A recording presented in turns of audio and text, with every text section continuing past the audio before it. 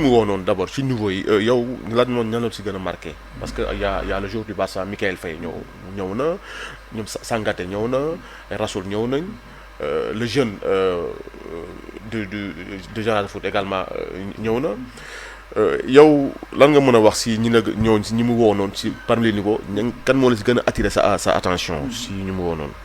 Oui, qui m'a attiré son attention, mais par exemple, le jeune Michael Faye. Michael Faye, je pense que par rapport à ce qu'il faisait avec les sélections des jeunes, d'accord, il a montré de très bonnes choses, et que Taïdini, je pense que c'est par son talent qu'il a signé à Barcelone. Je pense que ce Khamou Wandar, vous faites qu'il n'avait pas le niveau de signer dans un club comme le Barcelone. Mais je pense que sélection dañ koy teg ci yoon dañ koy dafa am ay charte yoo xam ne moo ko lal. Quand on parle de sélection nationale, surtout de l'équipe nationale A, je pense que là on parle de vécu, on parle de vécu, on parle d'expérience et d'histoire en club.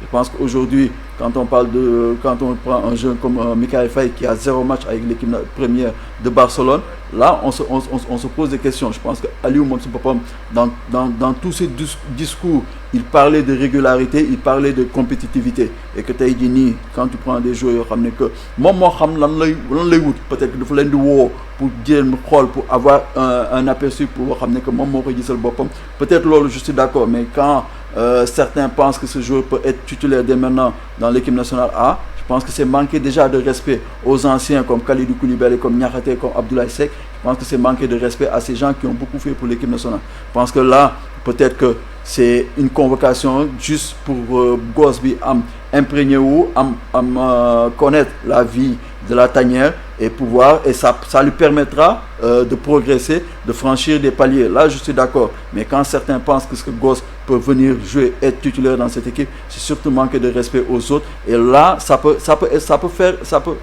créer des clashs. Ça peut créer des clashs. Je pense que laissons-le grandir. Laissons-le d'abord de s'affirmer, d'avoir de l'expérience, d'avoir du temps de jeu dans son club au FC Barcelone. Et même sous Diaré, ni Abalé Robin club, là, il pourra, parce qu'il y a beaucoup de clubs européens qui le demandent.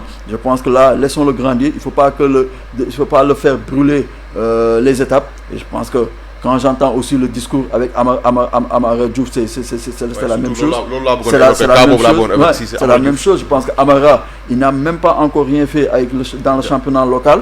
Là, on me parle d'Amara, le remplaçant de Sadio Mané, on me parle d'Amara titulaire en équipe nationale. Je pense qu'il ne faut pas se précipiter. Il faut laisser les gosses grandir.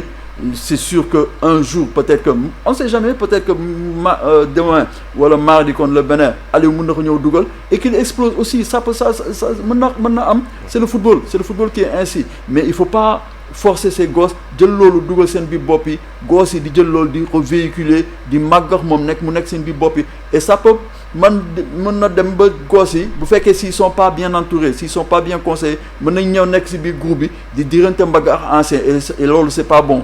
Et les anciens qui sont là depuis pas mal d'années, qui ont fait beaucoup de choses pour l'équipe nationale, tu n'as encore rien fait pour l'équipe nationale A. D'accord, pour les jeunes, tu as fait beaucoup de choses, mais avec l'équipe nationale A, tu n'as pas encore fait grand chose. Donc là, laissons-les grandir, laissons-les prendre de l'expérience auprès des anciens, et là ils vont franchir étape par étape, et pour un jour, quand ils seront prêts vraiment pour être dans l'équipe nationale A, et là c'est à eux de saisir la chance. Mais ça c'est dit, est-ce que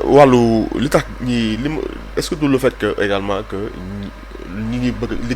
à l'étranger, en Europe, dans certains clubs, des jeunes 17 ans, 16 ans, ñu explosé ay Ligue des champions, championnat wala ay coupe du monde, est-ce que loolu moo tax également ñu jàpp pourquoi pas le Sénégal waru mën a lancer également des jeunes comme Amara Diouf ak Michael par exemple, et c'est pas loolu moo tax wala. Ouais, non, man waxuma waruñu leen lancer, mais dama ne ni que déjà ñoom ils n'ont pas un vécu. Ils n'ont pas un vécu, ils n'ont pas une expérience, dans leur club. Dans les grands championnats, ils n'ont pas encore cette expérience. Et là, ils ont trouvé déjà sur place. Le premier point, déjà, ils ont trouvé sur place des joueurs qui ont vécu, des joueurs qui c'est des stars mondiales, et ils sont des leaders dans leur club unique. et en équipe nationale ils ont fait de très bonnes choses yóbbu équipe nationale fenn foo xam ne que équipe nationale musu fa woon egg et que tey jii nii soo leen indee gëm loo leen ni que ñoom war nañu am nañ seen place bi équipe nationale. Je pense que c'est les faire brûler des étapes.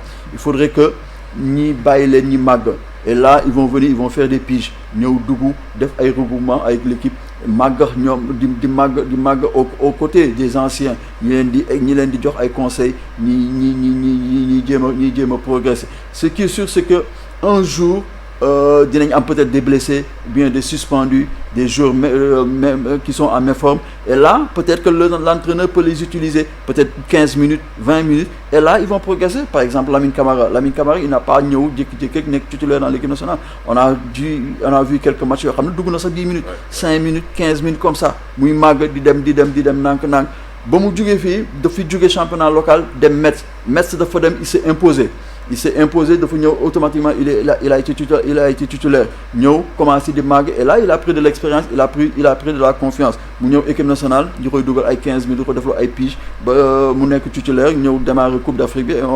C'est comme ça que ça se passe en matière de football.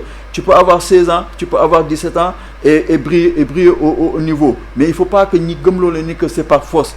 leen di bàyyi ñuy màgg di dox di comme xale rek, xale dafay jékki-jékki ci xale di raam di màgg di màgg ba mën a demal boppam. Et je pense qu'il faudrait que qu'il soit bien entouré, qu'il soit bien conseillé, et ñuy bàyyi leen. Peut-être que Mikayil Faye, on sait jamais, peut-être que la prochaine Coupe d'Afrique il peut venir être titulaire dans l'équipe nationale du Sénégal, on sait jamais, mais il faudrait que qui franchit les étapes. Non, mais c'est tout à fait normal. Voilà, c'est tout à fait normal que relève soit assuré. Parce que déjà, cette équipe, on peut dire qu'ils sont en fin de cycle pour certains, et je peux dire pour beaucoup même, ils sont en fin de cycle. Il faudrait déjà préparer la relève dès maintenant. Et je pense que pour moi, c'est ça le projet de Aliou. Il commence à préparer la relève maintenant. C'est pour cela qu'il a appelé ses gosses. Pour gosses, c'est des matchs amicaux.